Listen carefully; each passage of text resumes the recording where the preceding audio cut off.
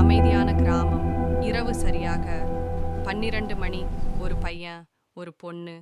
சுடுகாட்டுக்கு போகலாமா என்று பையன் மெதுவா கேட்குறான். திடீர்னு காற்று பலமாக வீசுது.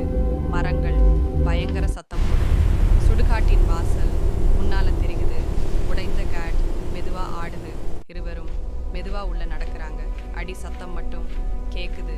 திடீர்னு ஈரமான கால் தடங்கள். அந்த தடங்கள் அவர்களோட இல்ல. ஒரு மரத்துக்கு பின்னாடி ஒரு நிழல் நகருது.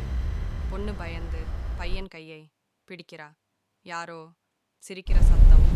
ஹா ஹா ஹா. ஒரு புதிய கல்லறை. அதில் பையன் பேர். பையன் திரும்பி பார்க்கிறான். பொண்ணு காணாம போயிட்டா. அவன் காதுல ஒரு குரல். அடுத்தது நீதான். அடுத்த நாள் காலை சுடுகாட்டில் 2 புதிய கல்லறைகள்.